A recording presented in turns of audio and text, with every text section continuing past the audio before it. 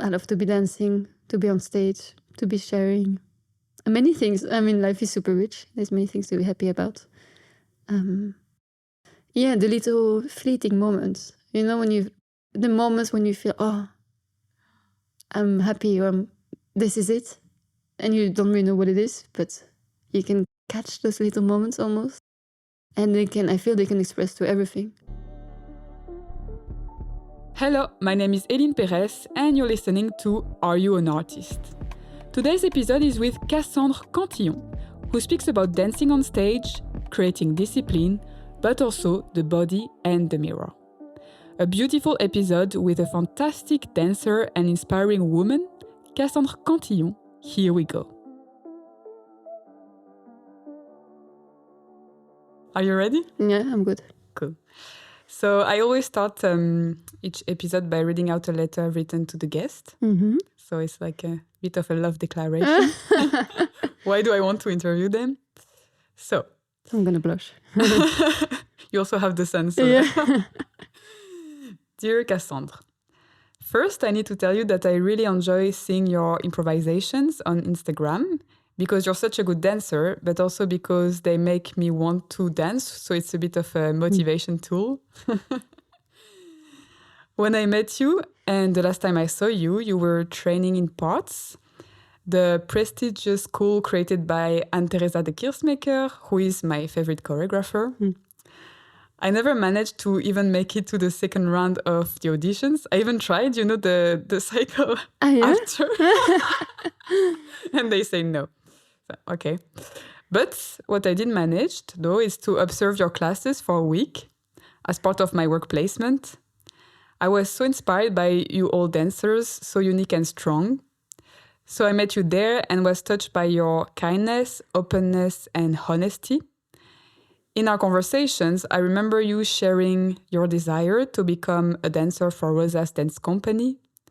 This interview will be the opportunity to ask you, what are your desires now? And the most important question, are you an artist? I need to answer that. Yeah. Now. I find it really hard to say. I think many people find it. I think people would say for me, I'm an artist. I don't know if I would say that I am. I don't know. I find it easier to relate to practicing. Yeah. And this is it. I have a hard time to define it as my status in nature. I'm an artist. Rather, as a verb, I practice. I find it easier for me.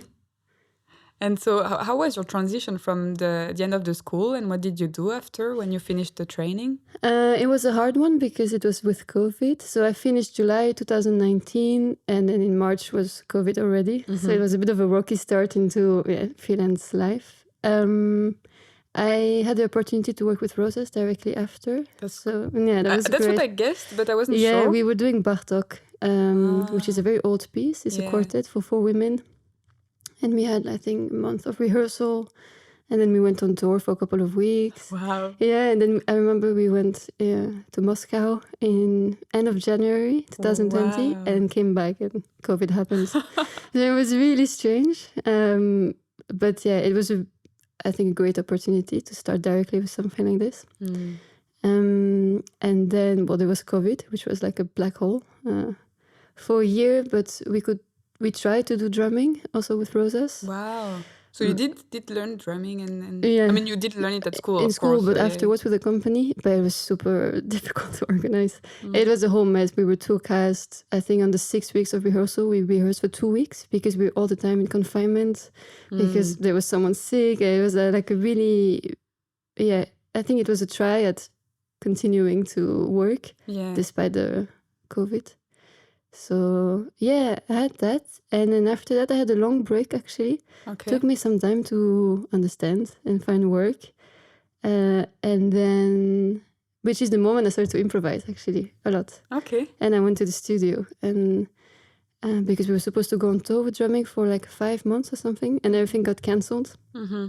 So I just had like 6 months free, no work, no income, nothing, all of a sudden. It was the winter in Brussels, so it was quite a hard time. And I wrote to Johanne Saunier, she was a dancer with Rosas. Okay. And she has a studio here in Brussels. And I wrote to her can I do anything that will allow me to rehearse in your studio? Like, can I help with the cleaning, organizing? Is there anything I can do? And she told me, if you clean, you can come whenever you want. Okay. So I started to clean the studio and I started to improvise. Wow. Yeah.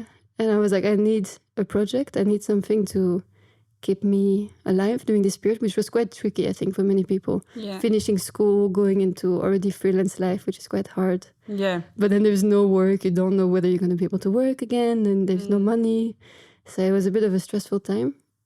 And yeah, I found this project of improvisation. That's so nice. A bit more than I was filming, and this is how it started a tiny bit. It's like a little journal. Yeah. So that was the rocky start into freelancing life. And then took some time. And then I started to work with Michèle Anne De Mey, who's also... She started Rosas, actually, with Anton. She was the one doing Fase. Okay. It was a duet. Wow. And she has her own company here in Brussels. And I started working with her. And then, yeah, slowly started to build the teaching, sharing more. You also teach yoga, right? You teach yoga as well. Yeah, I did also that during COVID. I did my training in yoga. I was supposed to go to India, actually. Okay. And then, it got cancelled. That's when I just did it before the COVID. Lucky you. Yeah, in India. And then, I mean, I was supposed to visit India, but I flew back to Paris. Whoa. Because like it was really like Delhi's airport was closing. No. And so we did like the kind of assessment at the end of the course. No. Couple of days earlier, just so people could go back home. It was crazy. I was so delusional. I remember I booked it for May 2020, and in March I remember saying to my family, "It's in 2 months. I will go, right? Like this, it's gonna be fixed in 2 months." And then it cancelled. So I did online actually. How was it to do it online? I think it was okay. First, because I needed a project again. Yeah, and maybe because you know the body so well. Because we already had so many classes, like physical classes in Paris every morning, like before. That what I was really liking was the theory, which I felt I could do like online. But I would say for someone starting to do yoga, I wouldn't do it online because you don't have the same. Yeah, you're missing the touch, the community, the guidance. But to get the theory, I felt it was It was okay. Yeah, and I remember I was waking up. I really followed the program that you would do in person. So I was waking up at 6 a.m. to practice, and I was finishing at 7 p.m. I was going full on. I'm not surprised because you're super disciplined, right? I mean, that's what I remember from you. Yeah. You're very committed and you just do it very rigorous. Yeah, people say that for me. I don't know. I have a hard time to really... I think it's... Because discipline is a funny one. You can see it as the nature of the person, but it's also understanding how you work and what you need to be disciplined more than... like it's... Of course, there's an inner motivation, but it's also... I remember really being like, Cass, you really want to do this? You want to learn as much as possible? Like, to be very clear with the why and the how. And then I feel the discipline comes out of that. Yeah. It's not only an inner superpower, like someone is disciplined. It's more like, okay, what do you need? Why do you do it? What do you want to put in place? Yeah, probably, if you have the reason, a kind of very strong reason to do something. I feel, Yeah. And there's a bit this mystical understanding that someone is disciplined and, like it's like a character. And I'm like, yeah, but it's also understanding how you work. Yeah. And then what do I need? Like, it's really stupid, but I prep most of the time my clothes for the day after for my training. So that, because I practice yoga in the morning.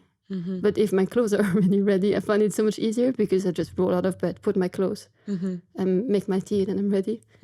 But if I'm like, okay, I need to get my clothes and I need to choose what I'm going to do and I need to do this, and I lack motivation during that time. So I try to, it's small. Do you practice yoga every morning?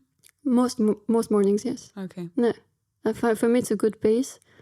I mix it with other things. What kind of yoga do you do? Vinyasa. Okay. I had the ashtanga period also during COVID. But yeah, I felt that on the long run, I mean, I learned a lot from it. It's really beautiful practice. And I found it for myself, I'm a bit intense sometimes. The intensity of ashtanga really showed how intense I was. Like, it was very confronting. And I know people say, it's so intense, so I'm more intense. But for me, I had to soften to meet the intensity of the practice. Okay. So it worked really good for me. It was just so much. And I met it with so much also desire and wanting and intensity. And I was like, I'm going to hurt myself. So I need to soften through the rigor of the practice. And for me, it worked in a certain point of time. But then, I don't know if you know, like the first series is very like forward bending. Like it's very two-dimensional, and I felt my body was becoming two-dimensional.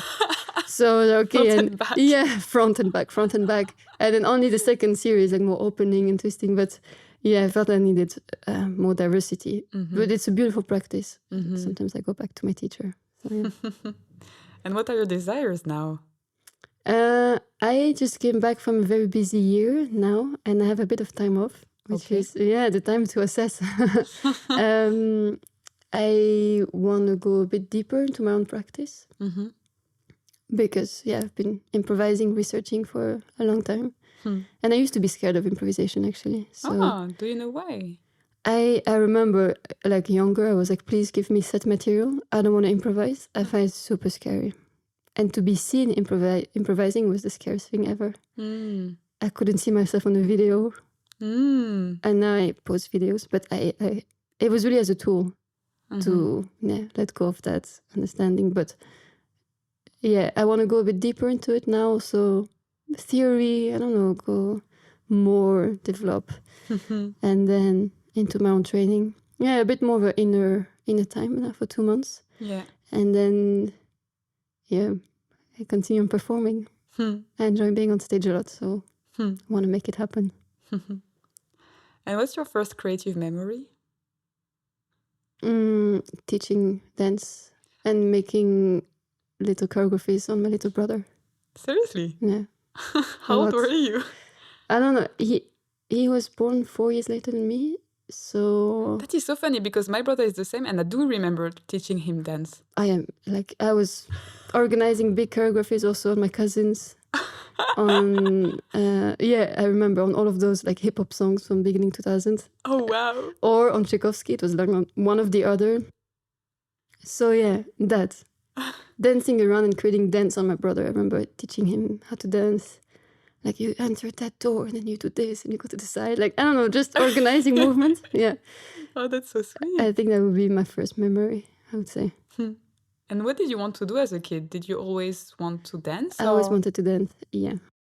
I don't know. I remember being very young and asking my mom to go to dance class. And she was like, I want to wait until you're 6. So for some reason, so your spine is strong and you don't, get too small by practicing too early. I don't know. She had a thing.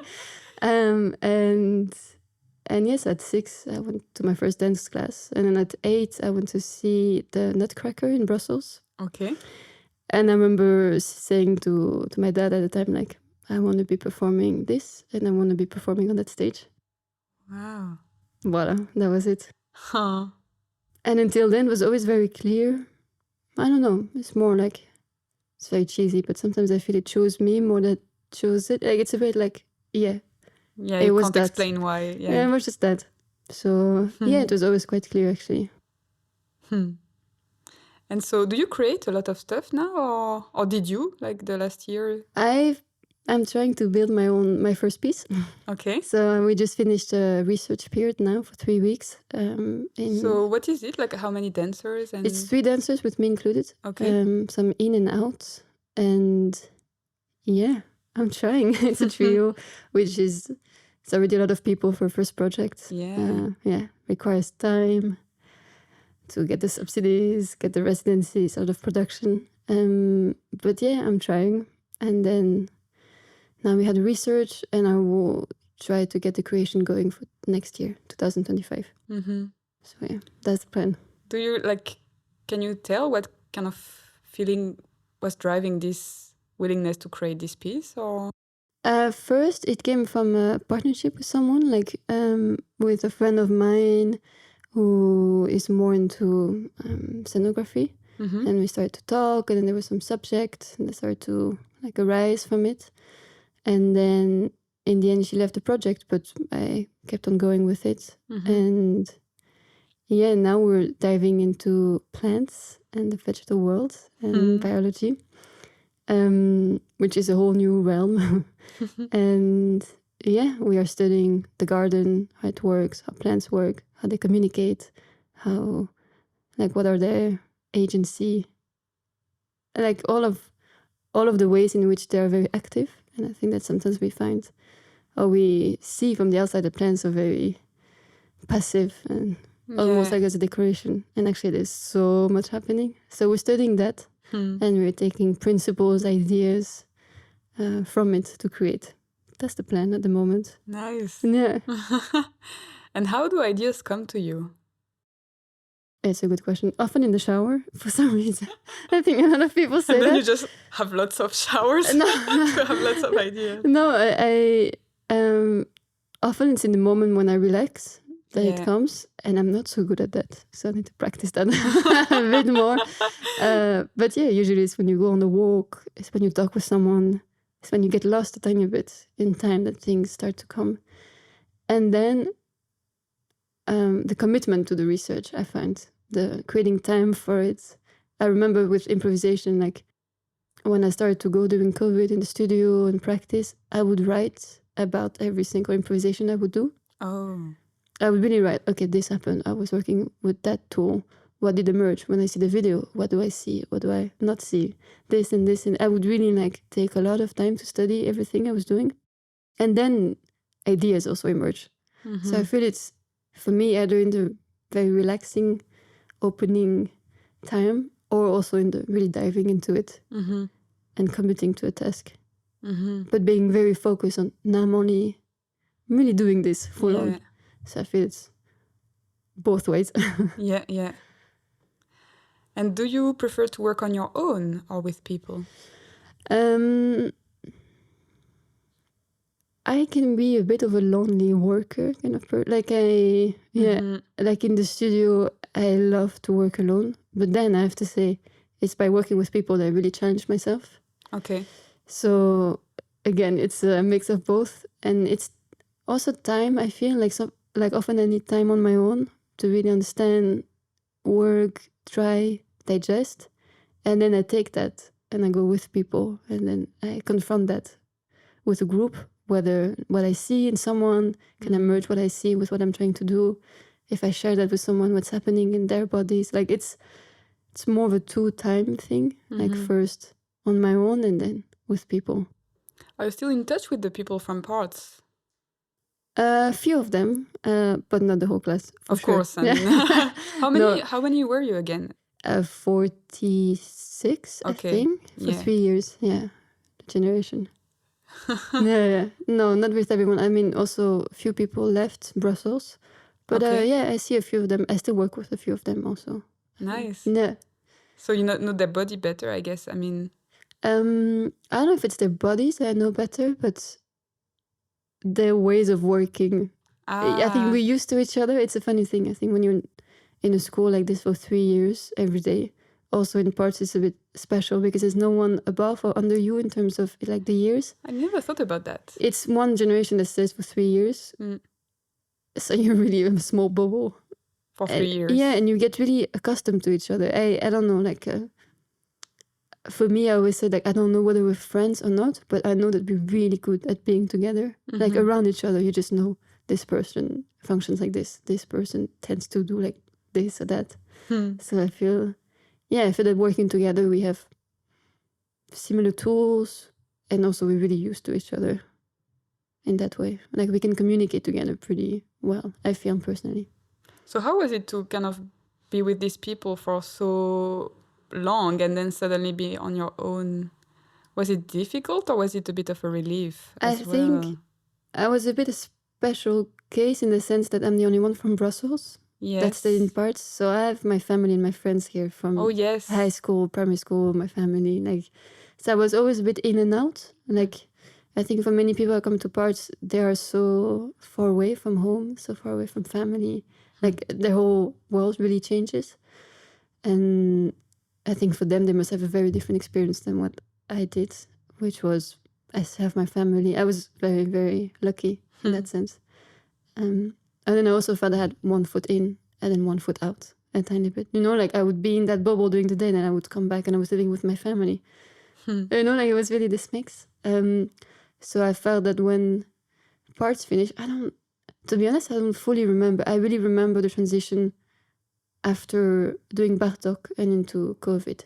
This I remember I I was like, wow, emptiness. All of a sudden.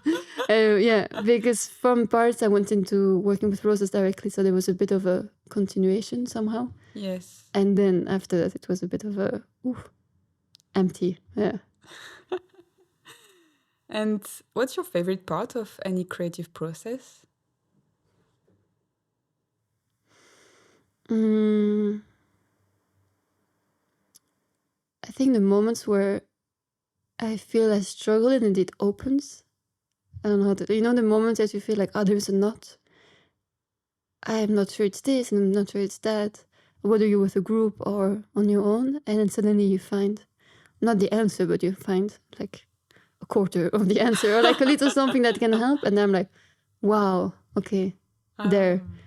I would say in general, but then more specifically for a piece, I really love the general rehearsal where it's only the technicians and the dancer and the public is not there yet. I think it's one of my favorite moments. Oh, do you know why? Because it's the premise is the backstage, is the before of, that something's going to happen. You're going to be performing and it's going to be, I always find performing a very intimate experience. And I remember my mom was always like, I don't understand why.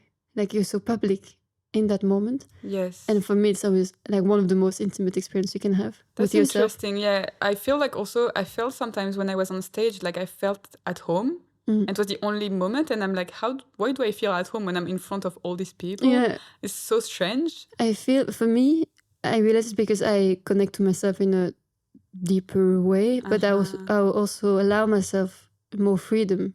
Like, there's a thing, I release something. Like, I accept in a bit more of an unapologetic way to be.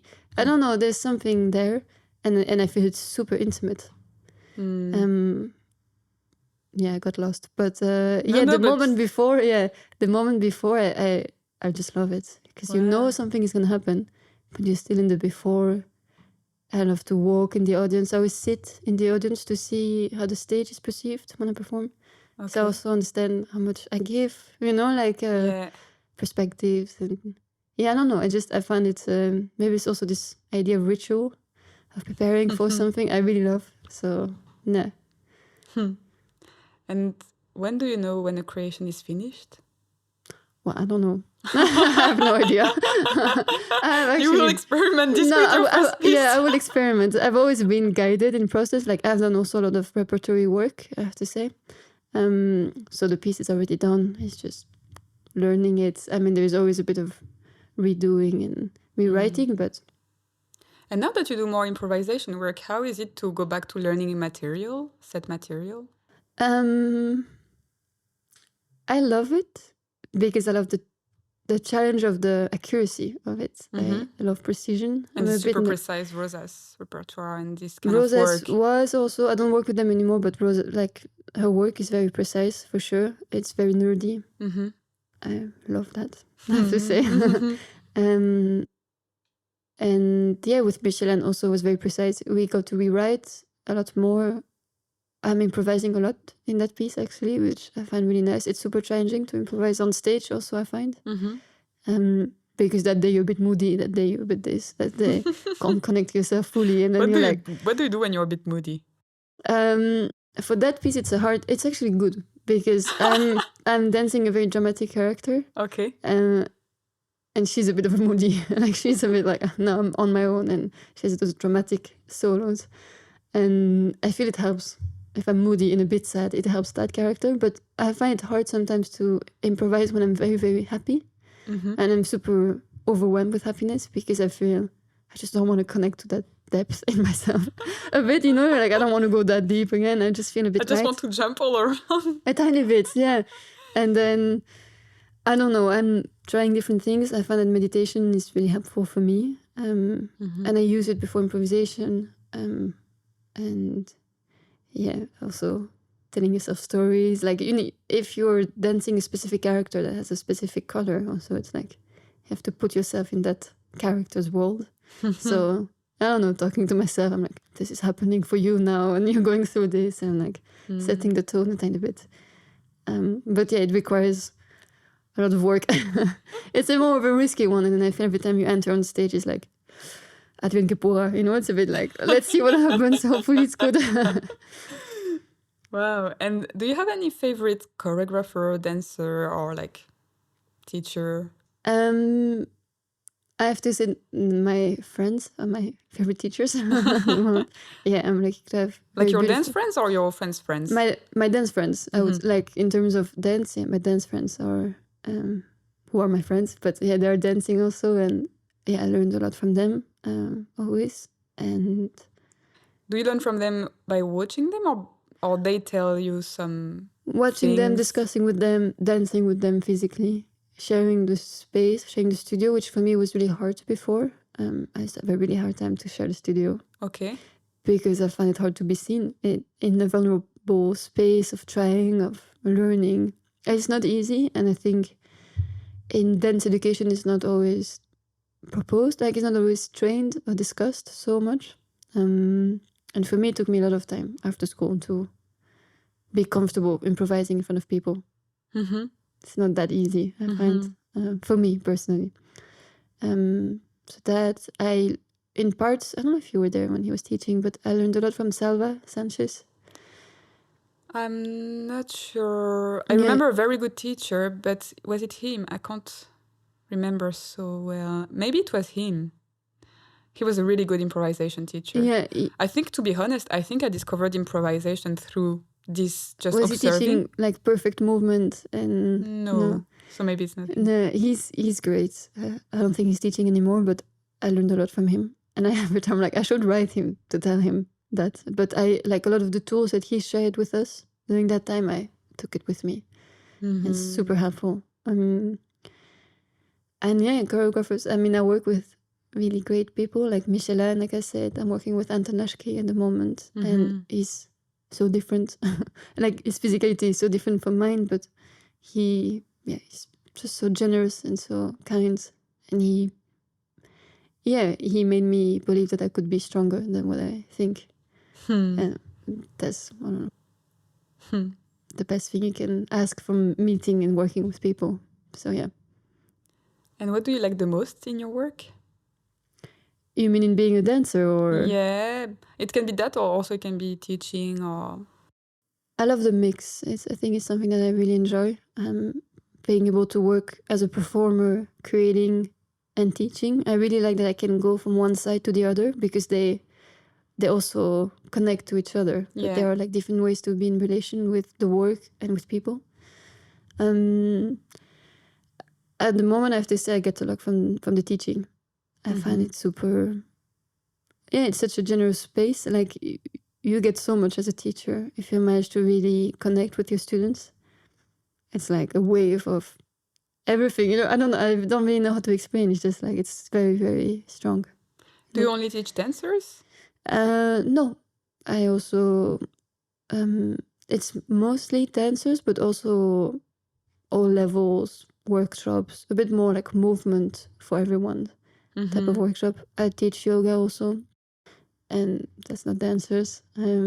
So yeah, a mix of both. But when you see someone, for example, that is not a dancer, is not always as comfortable with their bodies or not used to relate to their bodies in this way, and then they open to the practice, to themselves, to the moment through dance, I find it such a magical thing to notice and to be able to be like, wow, I help to create a space that allows that, and that's super, super important for me personally. And so what's your relationship to your body now, doing so much work around it? That's the question I should ask my shrink. Relationship to my body. It's not an easy one, I would say, in full honesty. I think many of us have such a deep connection with being in interaction with our bodies all the time. We also tend to want to control it when it's not, when you're sick and you have to perform, you're like, I need to push, but my body's like, please rest. It's not always easy, but definitely getting better at allowing the changes to go through the body and not always asking the same. And also understanding, like, okay, now I have to push, so it means I really have to rest during that time. And I don't know, creating space for the body to have a bit more space. Yeah, but it's an ongoing relationship. It's not an easy one, I find. And I don't think many dancers have an easy relationship with the body. We just don't share about it so much. No. It's not something people talk about. But yeah, growing up as a woman, dancing in front of a mirror, going through puberty, we don't talk about it so much, but it was a hard time. Yes. I think I heard that a lot of, I can't remember, a dance teacher told me like a lot of children, they do dance, and then when they're around like 13, 14, they stop. I remember I had a funny thing because my eyes are really bad. I can't see from far away. Mm-hmm. And I discovered that a bit late. And so I had a very blurry image of myself in the mirror for a year or two. And that's when I went through puberty. Wow. So I couldn't really see myself fully, like my body changing in the mirror. And then the day I got my contact lenses in a ballet class, and I saw myself like in those really tight clothes in the mirror. I was like, what happened to me? And I think, I really remember that I didn't realize, because I just didn't see myself that far away in the mirror. That's really interesting. And then at like 14, 15, when I got my contact lenses in class, I remember like, oh wow. And that was not easy. That was not easy at all. So yeah, I can imagine. I think it's harsh. You're in this very tight clothes. You see your body changing. I think society is not so kind to the woman body changing. No. So Did you start with ballet dancing? Yeah. Okay. And you always kept dancing, like doing ballet? Or... Yeah, actually I didn't stop, but I haven't been doing ballet so much the past 2 years. But until then, I was doing ballet a lot. I was doing ballet every day. Then in parts, we also have ballet every day. So yeah, that was my base. I mean, I wanted to become a ballerina at some point, but yeah, that went away quickly. I was like, no way. No.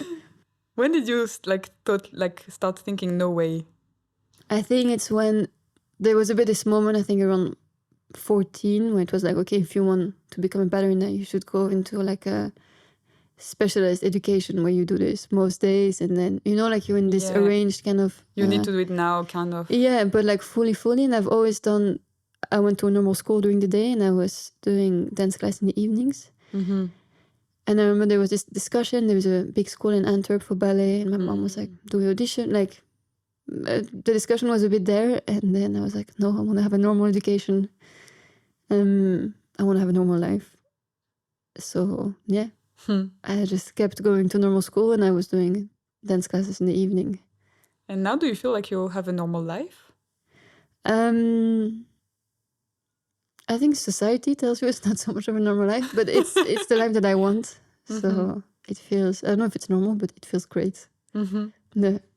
And I remember in parts you were eating microbiotic food like during lunchtime. I'm wondering now, do you still do it? No, I don't. I learned from it, but I don't. I realize for me it doesn't work.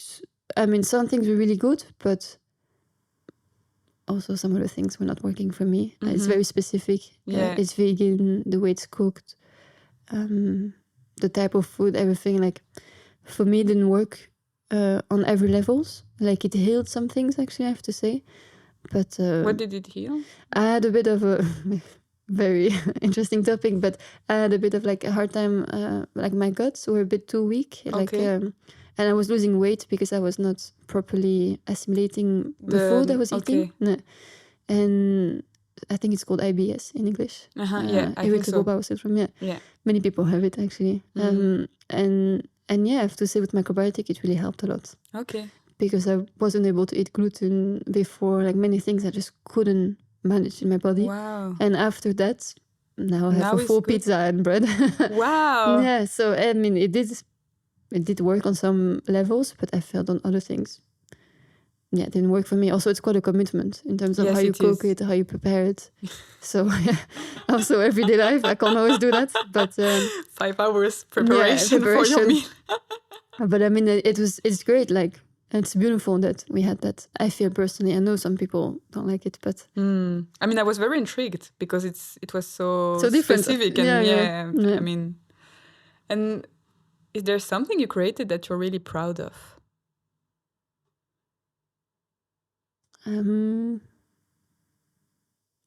I think I feel proud when I teach, and I feel that the people are finding space within themselves. There I feel proud, but I don't feel proud very easily.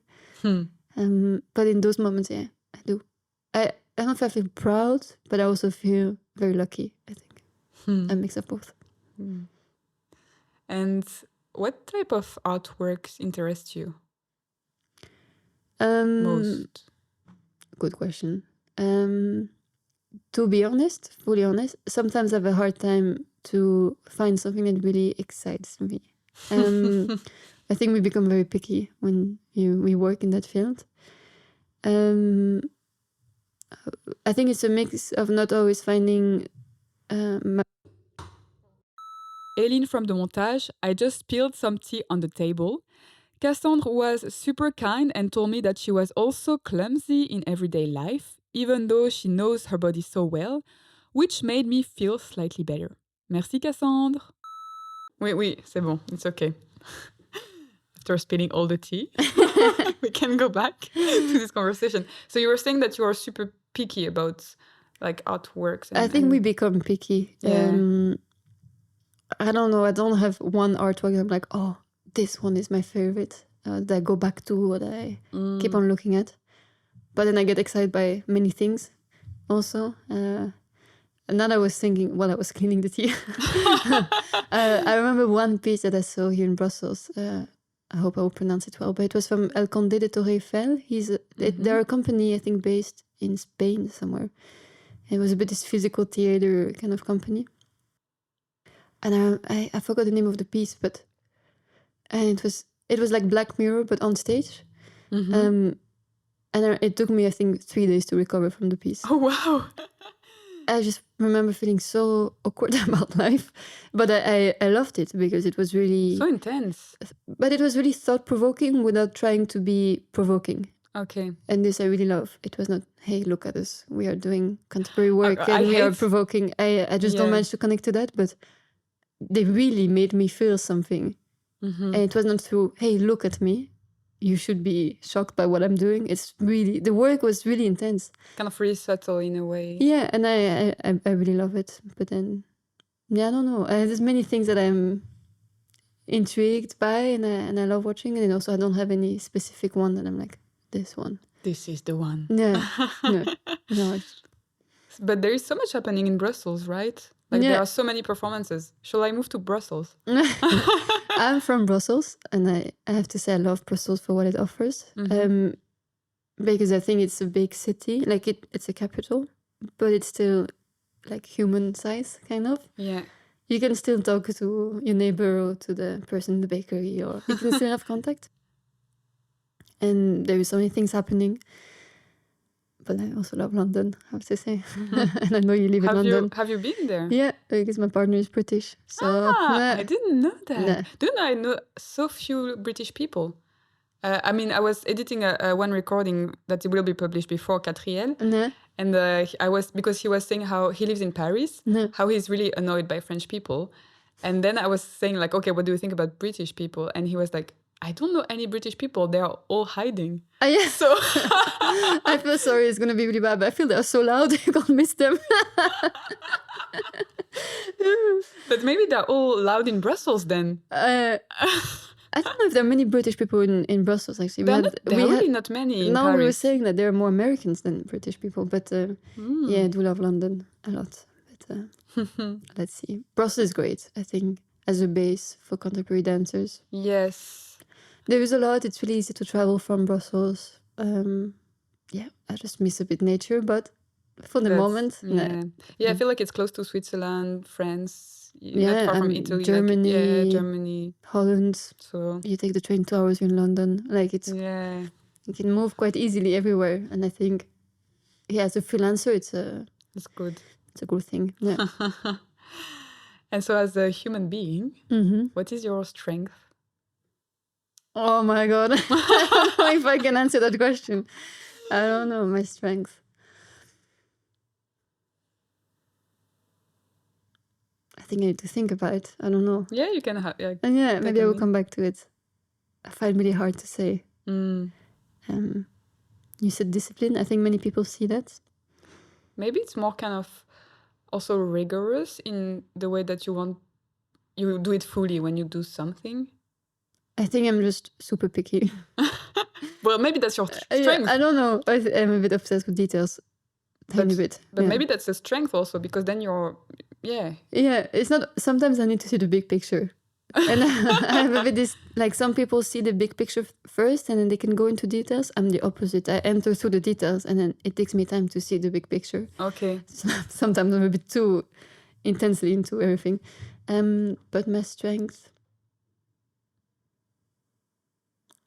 I hope, it's a bit more me projecting, but I hope my patience, Okay. I would say. That's a good one. I hope. I'm very not patient. Oh, yeah. So teach me. No, Because I mean, I'm not so patient, actually. I'm just realizing. I don't know. I hope I'm not so patient with myself, but I hope my patience with others. Okay. That's my strength. That's I hope good. so. Yeah. I wish. I You're wish to go allowed to towards that.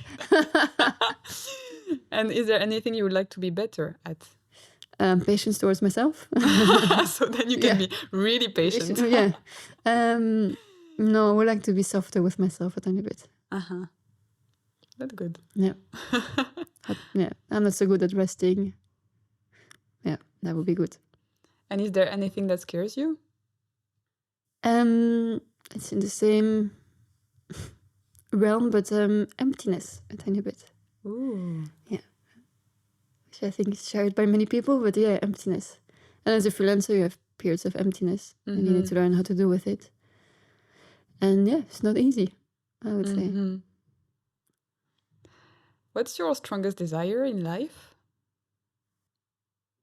I think to build a sustainable life with people that I love. Do you feel like you're kind of going towards it? It's on my mind. I think it's something that takes time.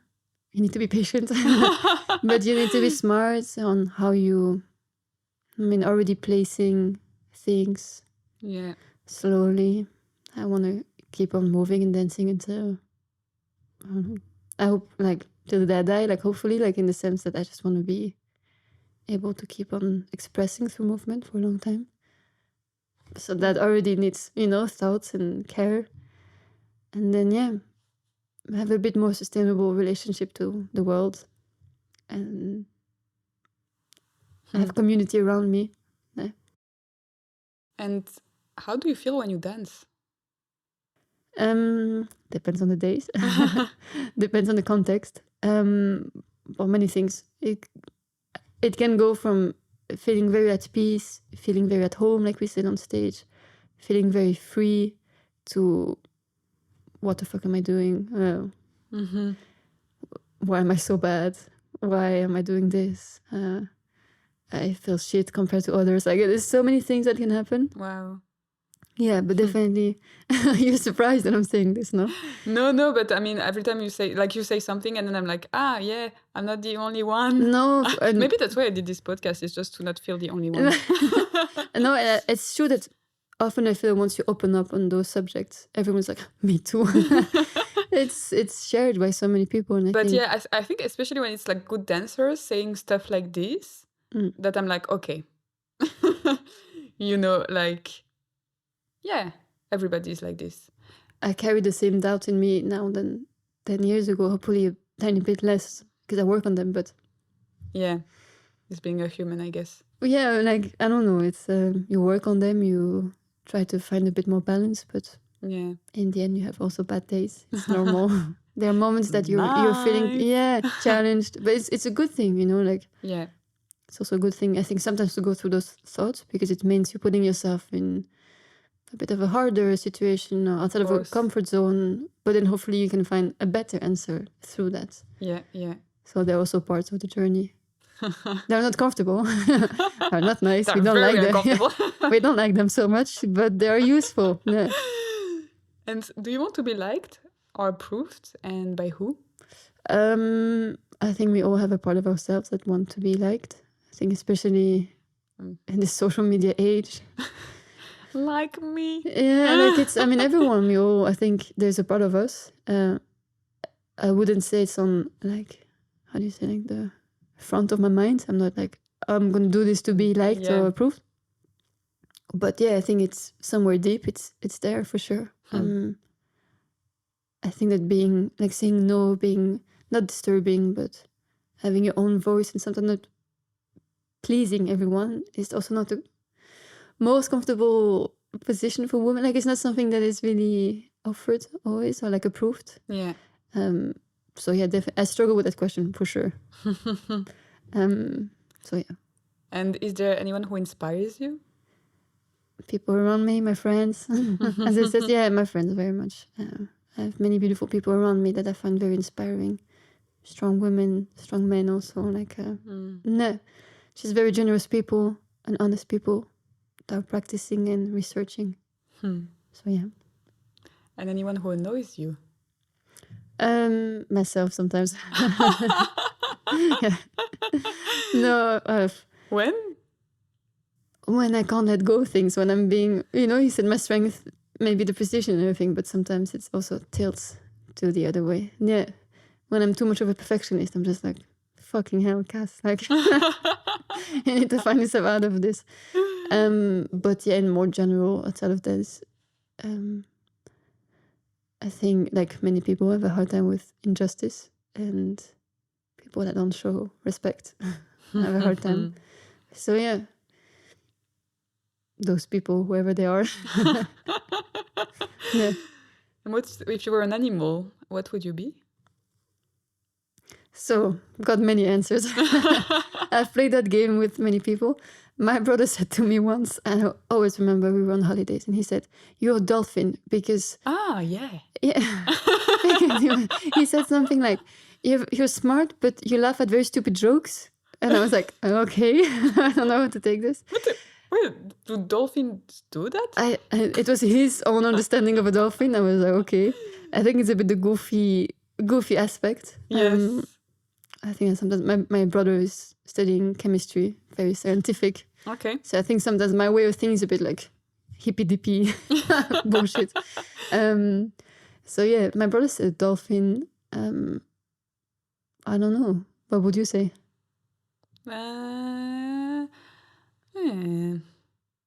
Something kind of fast, but also very elegant. People say flamingo, so I heard. Flamingo. Maybe, yeah. Yeah, maybe.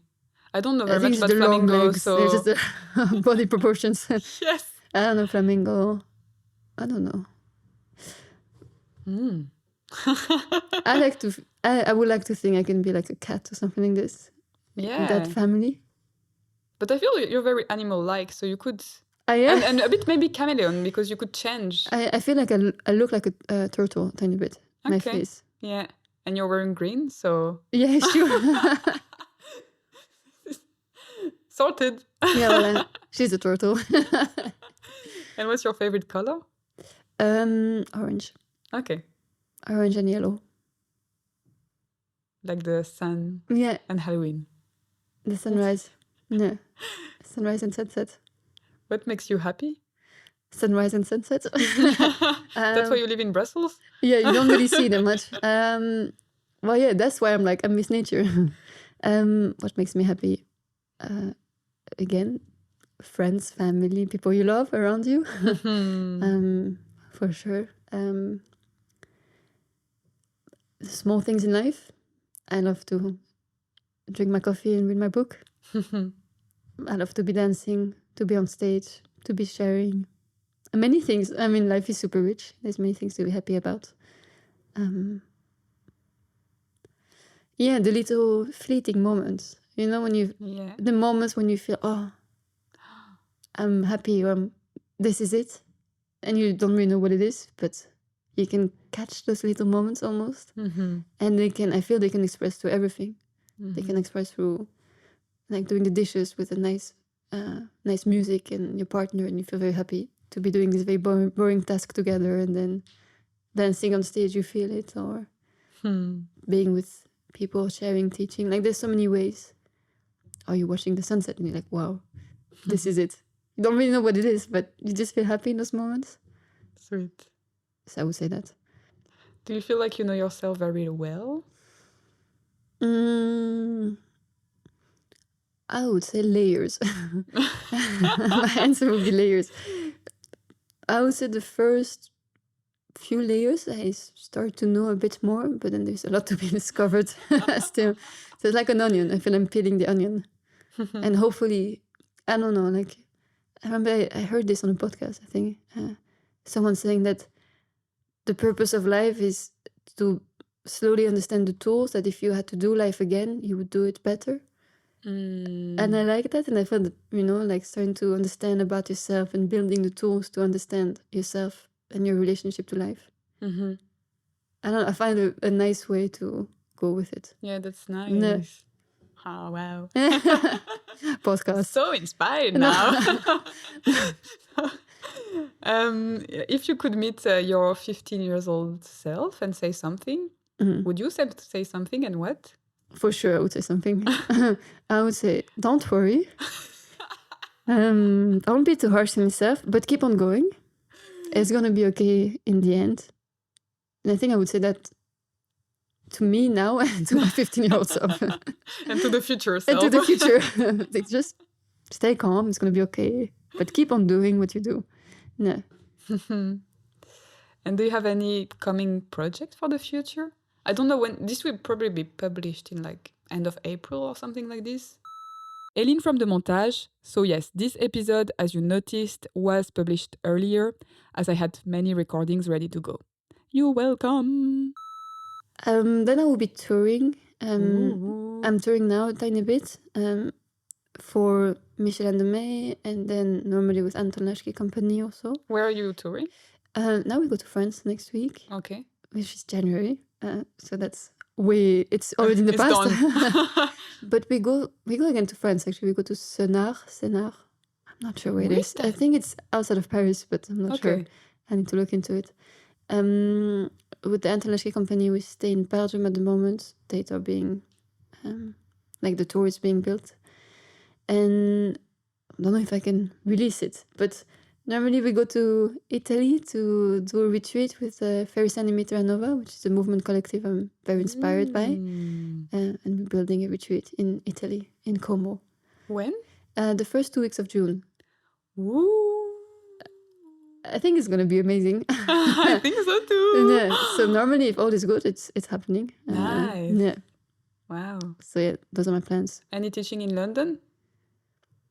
I would love to. I did actually nice. a workshop last year. Maybe, yeah. With a friend of mine, but I'll discuss with some people. Yeah. No, I would love that. It's always a bit of a hard one to understand. I don't know. In Brussels, I start to know. Okay, there is a crowd, but in London, sometimes I feel that London is such a different.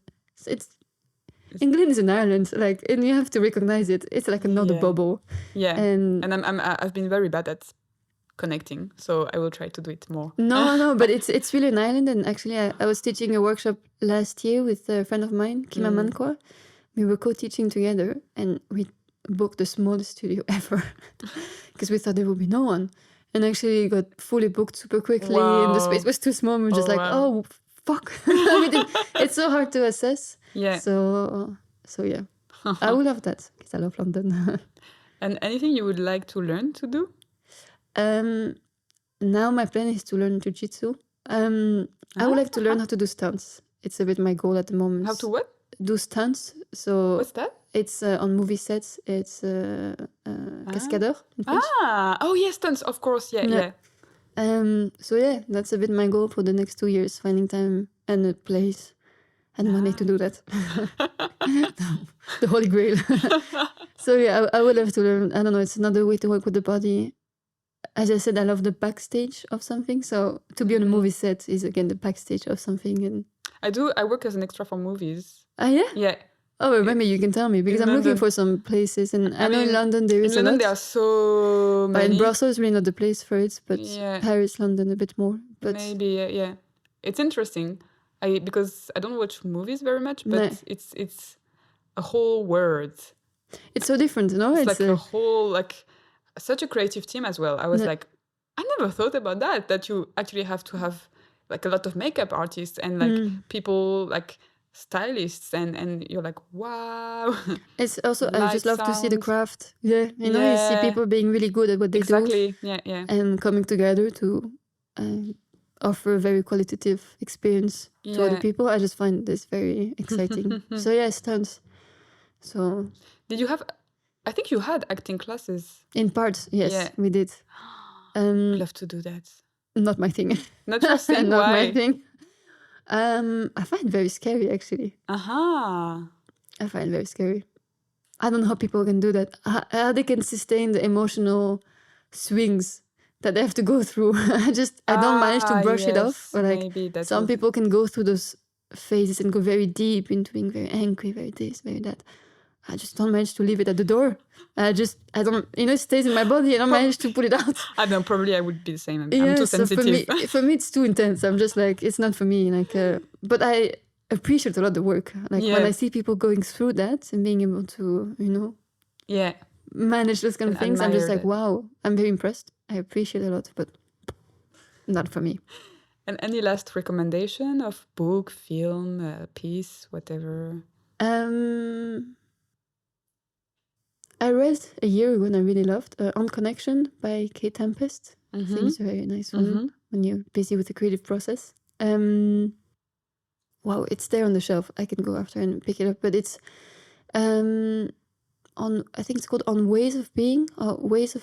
It's a scientist. I mean, he's a philosopher and a scientist, and he writes about different ways of being in the world. So he studies like plant intelligence, and I read that for my project. But then also machines and like the Internet of Nature. Like he has just different ways to understand intelligence. I think it's very interesting. Interesting, yeah. Nerdy subject, but very interesting. And yeah, I had a period I was reading a lot about love. Okay. So I read a lot about that. Which means it's something that we don't always question much. No, that's true. We don't define for ourselves. And I had a bit of a moment of like, I never ask myself the question what it means. It's just, it comes from past experiences, but to define for yourself. So I can send you a few recommendations. So you're a bit of a nerd, right? You go deep into any subject when you're... I don't know. Maybe in my mind I'm a nerd, but I have a hard time to create time to be a nerd. Okay. Yeah. In our busy lives. You know what I mean? Now it's just... like everything you say, I'm like, how do you have like longer days than No, me? No, I don't. It's like on 5 years. No, but I try. But yeah, I feel like life is very busy. So, I mean, it's also creating time for what you want to make. And like I wake up early to do my training. Like I have non-negotiables for sure. But no, I'm a simple human. Like I have the same days as you. So no, I think I have a nerdy mind, but I don't manage to create time to be nerdy enough. Okay. So that's one of my goals now. Okay. To creating time to go deep into stuff. I think that's not really what society allows so much. Yeah. So you need to be very mindful to create that space, I feel. Well, thank you so much. Pleasure. I will put your contact details in the notes of the episode, your Instagram. I don't know, you don't have a website, do you? No. Okay. So Instagram is I have an Instagram. It's already enough. It's it's enough connection for me. Yeah. Thank you. Pleasure. Thank you for having me. Thank you so much for listening until the end. Well done. If you enjoyed this podcast, please give it a 5 stars on your favorite platform. It really supports me, and then I can interview all the artists of the world until I die. Merci.